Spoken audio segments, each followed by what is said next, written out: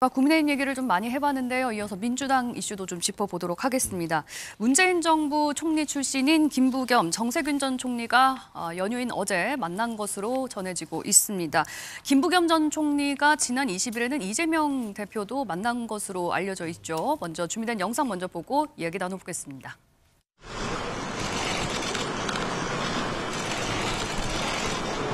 민주당이 범민주, 범진보 세력 전체를 아울러서 통합하고 안정되고 또 그리고 쇄신을 이끌어 나갈 수 있도록 새로운 변화들을 통해서 우리 국민들께 희망을 만들어 드리는 것이 매우 중요한 과제라는 생각이 듭니다. 총선 우리가 조금 통합과 안정 그리고 또 혁신이라는 이런 게 어우러져야만 그래야 좋은 결과가 옵니다. 이낙연 전 대표님 얘기가 나와. 물밑대화를 하시라. 물밑대화를 해서 이낙연 대표께서 지금 여러 가지 처한 처지 내용을 정확히 판단하시고 절대로 선거는 하지 않죠. 일방적으로 이렇게 쉽게 가게 우리 국민들이 절대로 그렇게 되지 않아요. 네, 이제 두 분께 좀 많이 여쭤봐야 될 것 같습니다. 김부겸 전 총리가 얼마 전에는 이재명 대표도 만나고 또 정세균 전 총리도 어제 만났다고 하고 최근에 민주당에서 뭐 삼총리 연대 이런 얘기가 나오는 와중에 김부겸 전 총리의 행보는 어떻게 읽어야 될까? 글쎄요, 지금 뭐 김부겸 전 총리라고 하면은 민주당 입장에서 봤을 때는 그 정도 무게감을 가지고 있는 정치 중에서는 아마도 중도 확장성이 가장 큰 정치인이 아닌가라고 저희는 파악하고 있습니다. 결국은 아까 여러분들이 지적하셨듯이 총선에서 승리하기 위해서는 중도층의 마음을 누가 잡느냐.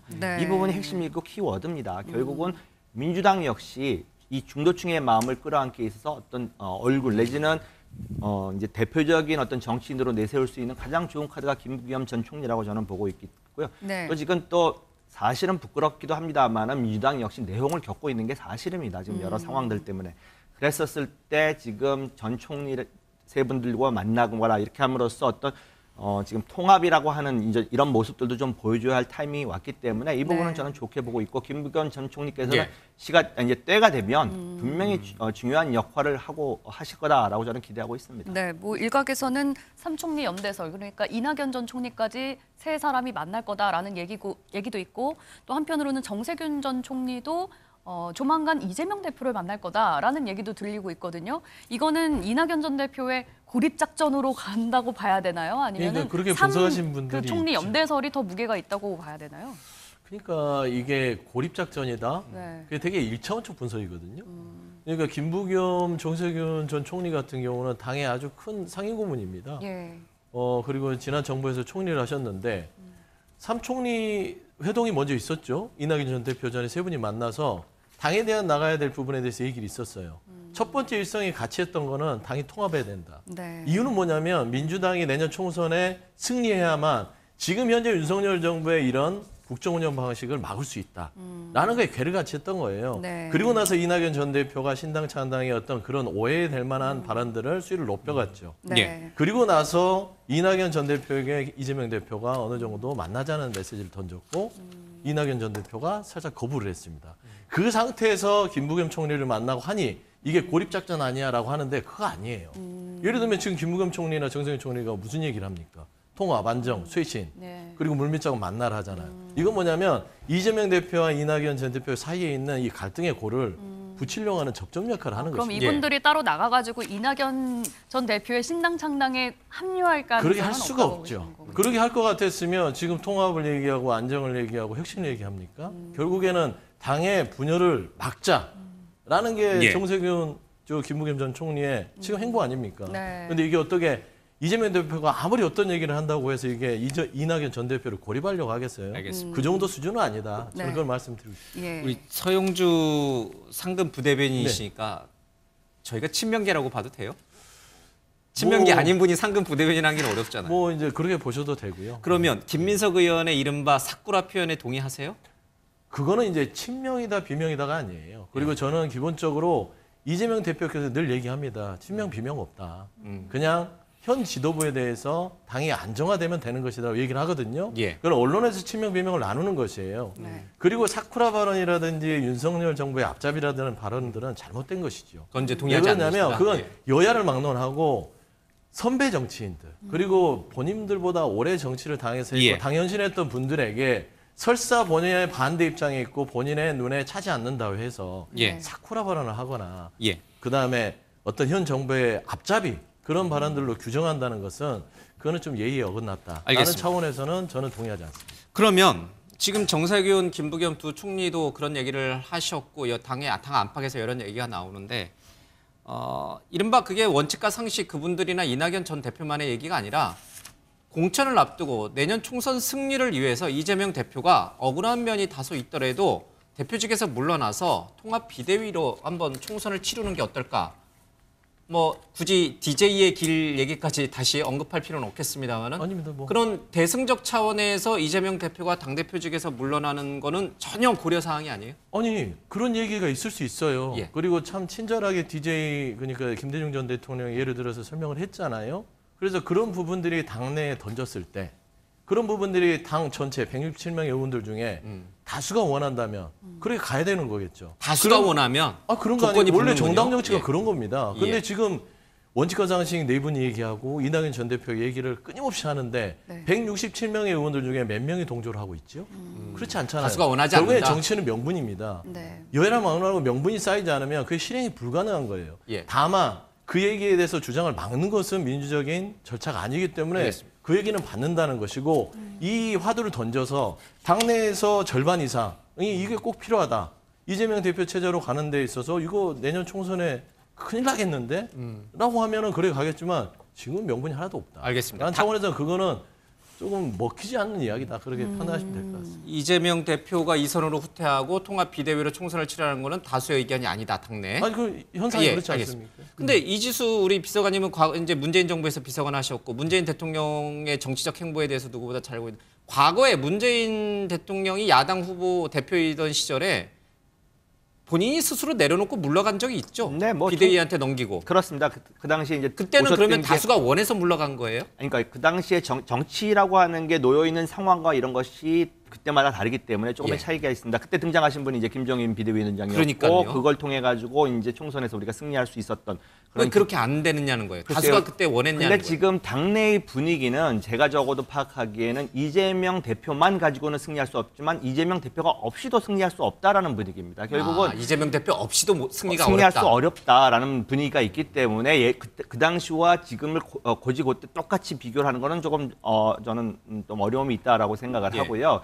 당내 분위기 내지는 아까 여기 서영주 부대변인도 말씀하셨습니다만은 다수의 국회의원 의원들이 아직은 이재명 대표에 대한 대표 체제에 대해서 그렇게까지 회의적 내지는 총선을 어렵게 치를 거다 이런 분위기가 형성되어 있지 않기 때문에 좀 더 두고 봐야 될 사안이긴 합니다만은 네. 문재인 대통령이 당대표 하셨을 때의 상황과는 좀 다르다고 저는 생각합니다. 네, 정광재 대변인님. 네. 국민의힘 입장에서 봤을 때 이재명 대표가 내년 총선까지 쭉 이렇게 이끌어가는 상황이 오히려 더 반가운 건가요? 반대로 한동훈 비대위원장이 이제 국민의힘을 맡게 되는 게 민주당에서는 한나땡이다라는 얘기가 나올 정도로 이재명 대 반기는 한동훈. 분위기였는데. 네, 좋은 질문 예, 주셨습니다. 어떻게 저는 생각하시는지요? 정말로 제가 민주당을 위하는 마음으로 답변 드리자면 네. 이재명 당대표의 공천 직인을 갖고 나온 분들이 내년 선거에서 얼마나 선전할 수 있을까라는 데 대한 상당한 의문을 갖고 있고요. 예. 그래서 지금 통합 비대위로 가는 게 저는 그 민주당을 위해서. 제가 한동훈 국민의힘 비대위를 이기는 길이다. 대변인이 아니라 예. 그냥 그 정치에 관심이 많은 시민 한 사람으로서는 그렇게 생각합니다. 그런데 그럴 가능성은 상당히 낮다고 생각이 들고요. 그러니까 이재명 대표 체제로 내년 총선을 치르겠다는 생각이 굉장히 강한 것 같은데 네. 그 체제와 우리 한동훈 비대위원장 체제가 붙는다면 저희가 네. 사실 어떤 아까 우리가 혁신 경쟁에서 앞서 나가고 있다고 하니까 그렇지 않다고 반론을 펴셨습니다만 네. 저희는 그런 혁신을 통해서라면 이재명 당대표 체제의 민주당과 예. 한동훈 비대위원장 체제의 국민의힘 가운데는 우리 당이 훨씬 더 우위에 점할 수 있다라고 생각하는 건 이제 국민의힘 대변인의 입장입니다. 예. 좀 전에 드렸던 건 시민의 입장이었다면. 네. 그래서 앞으로 그 민주당이 어떻게 갈 것인가를 예측해 본다면 사실 한 12월 초까지는 국민의힘의 원심력이 굉장히 컸습니다. 이준석 네. 전 대표를 둘러싼. 예. 근데 이낙연 전 대표가 민주당 탈당과 뭐 신당 얘기를 했을 땐 초기에는 그게 가능하겠느냐라는 의구심을 가진 사람이 많았는데 예. 이 그 계획이 조금씩 구체화되면서 지금은 오히려 이낙연 전 대표가 민주당을 탈당할 가능성이 네. 이준석 전 대표가 국민의힘을 탈당해서 신당을 만들 가능성보다는 커졌다고 생각이 들고요. 제가 취재한 바에 따르면 뭐 이준석 전 대표와 이낙연 전 대표가 어쩌면 반윤과 반이의 기치를 가지고 기반으로 새로운 정당을 만들 수도 있겠다라는 두 가능성들이 사람이 조금 합칠 수도 있다라고 뭐 그런 보시는 가능성들이 건가요? 좀 커지고 있는 것 아닌가라는 생각을 해봅니다. 이게 뭐 확언할 수 있는 내용은 아닙니다만. 예, 알겠습니다. 그러면 이낙연 전 대표는 계속 거듭해서 이재명 대표에게 사퇴를 요구하고 있는데 또 두 사람이 앞으로 만나게 될 것인가 이 부분도 굉장히 궁금합니다. 관련해서 준비된 영상 보고 오시겠습니다.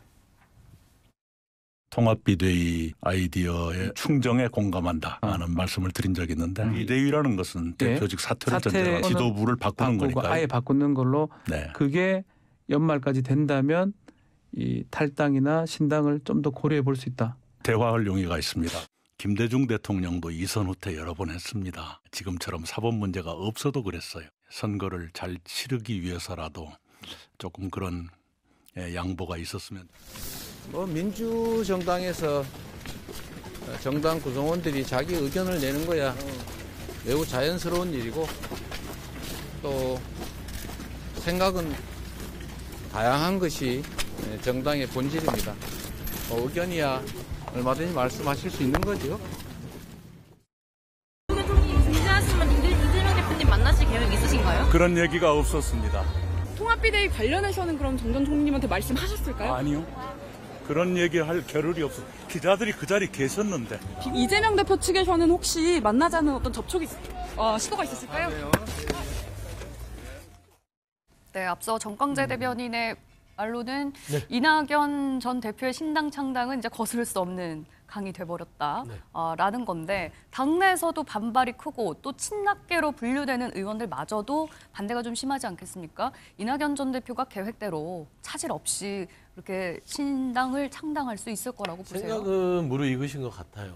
그런데 이제 그게 보통 신당 창당할 때 이준석 전 대표처럼 그래도 어느 정도 좀 한 4, 5톤급은 될 텐데 이낙연 전 대표는 돛담배가 될 공산이 커요.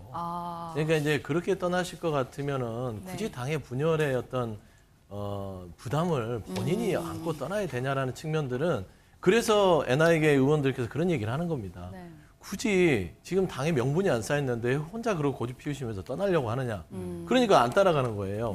제가 아까 말씀드렸더니 명분이 없어요. 그러니까 이게 현 정부에 대한 어떤 그런 부분에 있어서 비판을 한다면 당내에서 하고 또 이 지도부에 대해서 당내에서 싸우면 되지 왜 떠나려고 하느냐는 거거든요. 그래서 저는 떠날 부분들을 준비는 하되 아직은 기회가 남아있다.